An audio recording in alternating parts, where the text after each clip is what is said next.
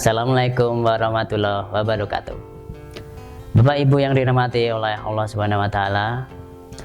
Perkenalkan, saya Dr. Berta Kurniantoro Saputro SPOT dari Rumah Sakit Islam Yogyakarta PDHI.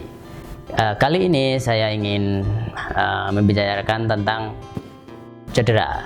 Tentunya kalian semua pernah mengalami cedera, entah itu di rumah atau di tempat lain.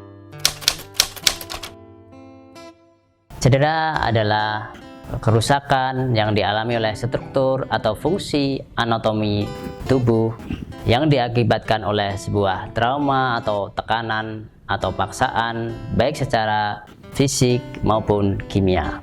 Nah, cedera pun itu bisa dibagi menjadi dua macam, yaitu cedera jaringan lunak dan cedera jaringan keras. Jaringan lunak biasanya yang kita alami adalah cedera di daerah kulit, memar, atau untuk jaringan lunak ya cedera di daerah otot atau ligamen. Sedangkan untuk jaringan keras yaitu cedera yang terjadi pada tulang. Itu bisa patah tulang ataupun pergeseran tulang atau dinamakan dislokasi.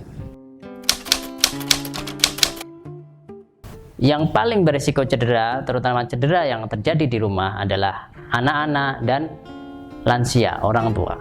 Karena kenapa? Karena anak-anak mobilitasnya masih tinggi, sedangkan untuk lansia atau orang tua biasanya mereka keseimbangan tubuhnya sudah mulai berkurang, sehingga beresiko untuk mengalami jatuh, terpleset mungkin, sehingga mengakibatkan cedera. Untuk menghindari cedera di rumah, pastikan satu, rumah terutama lantai itu tidak licin. Ya. Kedua, kurangi tangga atau rumah yang datarannya berbeda, karena itu kadang-kadang kita kaget. Ternyata dataran lantainya berbeda sehingga kita bisa terpleset atau terkilir. Nah, untuk orang tua, karena mungkin jarak pandang juga sudah mulai berkurang atau mulai sudah tidak jelas, harus kita jaga. Orang tua harus kita perhatikan, terutama kalau melakukan mobilitas, terutama saat mereka ke kamar mandi.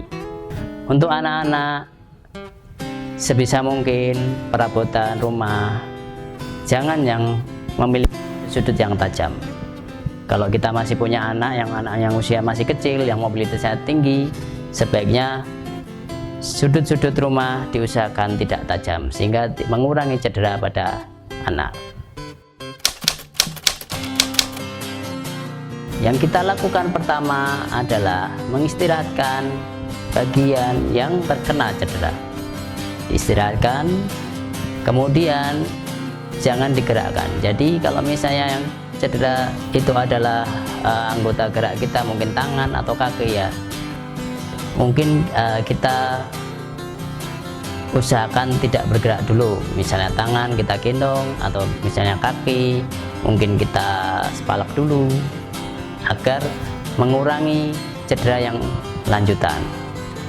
Setelah itu baru kalau misalnya itu cederanya itu cukup mengganggu, ya sebaiknya kita bawa ke rumah sakit.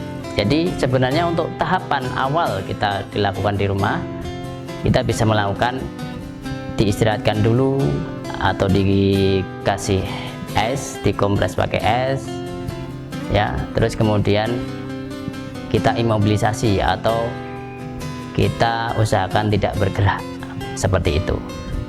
Nah, setelah itu baru bisa kita penanganan lebih lanjut, mungkin dibawa ke klinik terdekat atau dokter keluarga terdekat atau rumah sakit. Terima kasih, semoga bisa bermanfaat untuk kita semua. Wassalamualaikum warahmatullahi wabarakatuh.